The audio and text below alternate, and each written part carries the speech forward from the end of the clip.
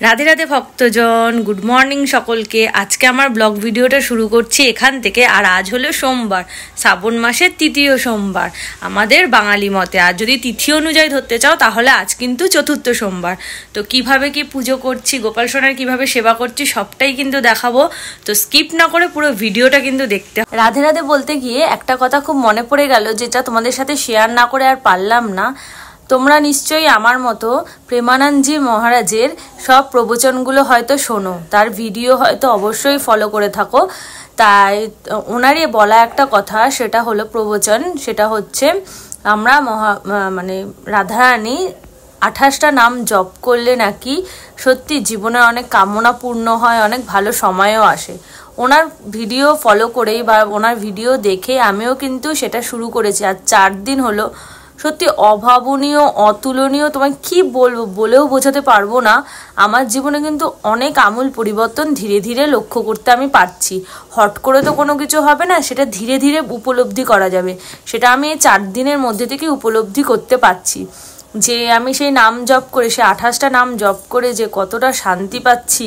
জীবনের উন্নতি দেখো একবারে কিন্তু ফট করে চলে আসে না, এটা ম্যাজিক নয় যে আজকে করলাম কালকে চলে আসবে। ভগবানের আশীর্বাদ প্রাপ্ত করা কিন্তু অনেকটা সময় লাগে, অনেকটা সময় সাপেক্ষ, কিন্তু ধীরে ধীরে আমাদেরকে সেটার পথে এগোতে হবে, সেটাকে বুঝে শুনে করতে হবে।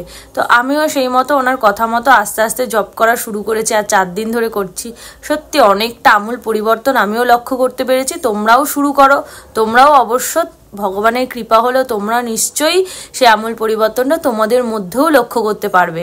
এছাড়াও রয়েছে আমাদের যে জীবনে যেটা মূল তত্ত্ব বা মূল সার তত্ত্ব, সেটা হচ্ছে আমাদের ভগবদ গীতা।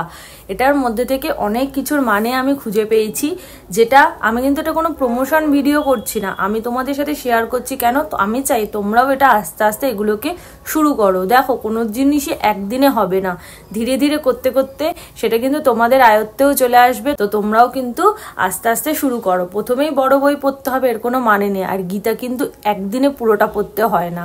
গীতা তুমি ধরো একটা শ্লোকও যদি একদিনও পড়ো, বুঝে পড়ো, জেনে পড়ো, আর ওটার মধ্যে কি লেখা রয়েছে তার মানেটা বোঝো, তাহলেই কিন্তু তোমার অনেক কাজ হবে।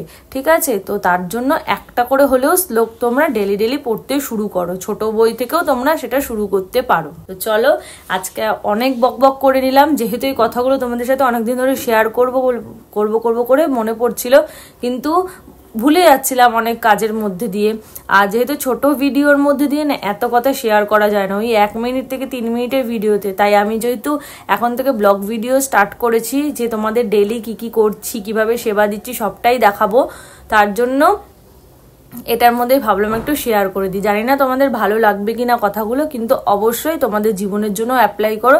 তো চলো, এরপরে আজকের পুজোটা কিভাবে করলাম আর গোপাল সোনাদের কিভাবে সেবা দিলাম সেটা তোমাদের সাথে শেয়ার করি। এখন বসে পড়লাম আমার ছোট বাবুদেরকে স্নান করাতে। দেখো, এখানে ওদের 1 গামলা জল নিয়ে নিয়েছি, আর নিয়ে নিয়েছি সাথে গঙ্গার জল আর গোলাপ জলের একটা বোতল। গামলার জলে বসেই কিন্তু আমি গোপাল সোনাদের স্নান করাই। যেহেতু বড় গোপাল সোনার অনুযায়ী সেরকম বড় কোনো পিতলের থালা বা কোনো পাত্র আমার কাছে নেই দেখে আমি এই গামলাটার মধ্যে বসিয়ে স্নানটা করাই। সাথে আমার গোপাল সোনার একটু সুবিধাও হয় স্নানটা করতে, আর একটু বড় এরিয়া হলে কি আমাদের একটু জলটা ঢালতে সুবিধা হয়, যে ওটার মধ্যেই থাকলো, তারপরে আমরা সেই জলটা কোনো গাছের গোড়ায় দিয়ে দিতে পারলাম। আগে গোপুসোনাকে স্নান না করিয়ে যদি বাকি কাজে হাত লাগায় না, সেটা কিন্তু পসিবল হয় না, জানো তো।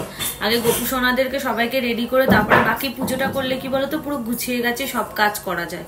তোমাদের সাথেও এটা হয় কিনা অবশ্যই কিন্তু জানিও। যাদের যাদের বাড়িতে গোপুসোনা আছে তারাই একমাত্র এই ব্যাপারটা বোঝে। সবার আগে গোপুসোনা রাধারানী সব কাজ করে নিয়ে না, তারপরে বাকি কাজে বা পুজোতে যদি বসা হয় তাহলে সেটা সুবিধাই হয়। ও আমি তোমাদের সাথে কথা বলছি আর মিষ্টি গোপুসোনা বসে বসে শুনছে।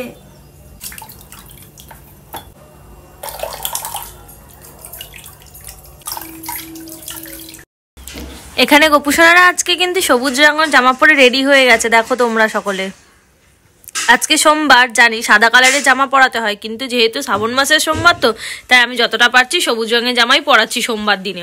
বাবা এখন বাজার থেকে ফুল ফল যত প্রয়োজনীয় সামগ্রী আছে সবকিছুই এনে দিয়েছে। এখন পালা হচ্ছে ভোলেনাথকে সুন্দর করে জল আর দুগ্ধ অভিষেক করে রেডি করানোর। তো চলো একে একে সব কাজগুলো করে নিই। আজকে তৃতীয় সোমবার, সুন্দর করে ভোলেনাথকে সাজাবো, তোমাদেরকেও সেটা দেখাবো। তো তোমরা কিন্তু পুরো ভিডিওটাই আমার সাথে এখন থেকে দেখতে থাকো। প্রথমে ঘি মধু দিয়ে আমি ভোলেনাথের অভিষেকটা করে নিচ্ছি। যেই নিয়মে আমরা জল অর্পণ করি সেই নিয়মে দেখো আমি মধুটাকেও অর্পণ করলাম। এরপর ঘিটাও কিন্তু আমি সেম নিয়মেই দেখো এখানে অর্পণ করে দিচ্ছি। ভোলেনাথ কৌটো থেকে দিলাম তো তাই এভাবেই ঘিটা কিন্তু পড়লো। সাথে সাথে অর্পণ করে দিলাম অল্প পরিমাণে তিল, কালো তিল। এরপরে আমি এখন অর্পণ করব দুধ, কিন্তু দুধটা আমি ডাইরেক্ট অর্পণ করব না। তার জন্য আমি একটি বেলপত্র বাবার মাথায় প্রথমে দিয়ে দিলাম। এবারে সেম যেই নিয়মে আমরা জল অর্পণ করি সেই নিয়মে আমরা এই দুধটাকেও অর্পণ করে দেব। যেহেতু কালো তিলটা আমি আগের থেকেই দিয়ে রেখেছি, দুধের মধ্যে শুধু আমি দিয়েছি এখন গঙ্গার জল মিশ্রিত করে। ওম নমঃ শিবায় মন্ত্র উচ্চারণ করে আমি দুধটাকে অর্পণ করে দিচ্ছি।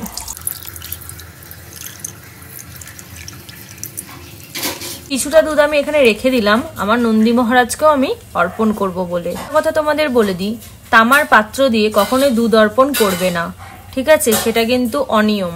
তার জন্য আমি কিন্তু দেখো পিতলের পাত্রের মধ্যে দিয়েই দুধটাকে অর্পণ করে তোমাদের দেখালাম। আমি অর্পণ করার জন্য নিয়ে নিলাম 1 ঘটি তামার পাত্রের মধ্যে জল। এটাই হচ্ছে ভোলেনাথের সব থেকে প্রিয় জিনিস। কথায় আছে না, 1 ঘটি জল দিয়ে হর হর মহাদেব বলে তুমি যা মনের কামনা করবে সেটাই পূরণ করার জন্য প্রস্তুত আমাদের ভোলেনাথ। এটাই হচ্ছে কিন্তু ভোলেনাথের পুজোর সব থেকে মজার একটি বিষয়, অল্পতেই সন্তুষ্ট এই ভগবান। তো চলো আবারও ওম নমঃ শিবায় মন্ত্র উচ্চারণের মাধ্যমে আমরা জলটাকেও অর্পণ করে দিই।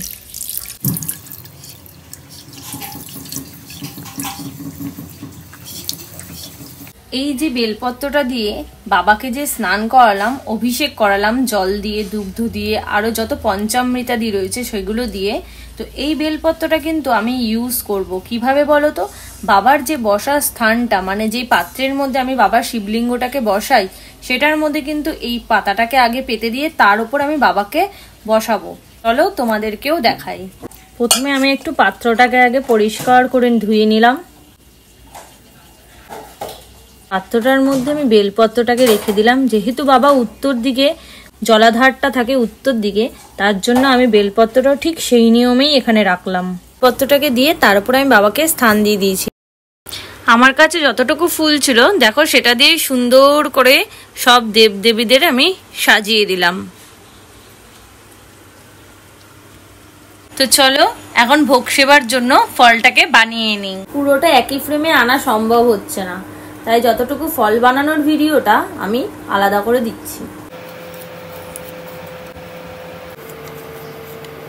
এদিকে সব ভোগ বানিয়ে রেডি করে রেখেছি, আর এখানেও রেডি করে নিচ্ছে এখন মা মনসা আর ভোলেনাথের সব থেকে প্রিয় ভক্তের জন্য দুধকলা।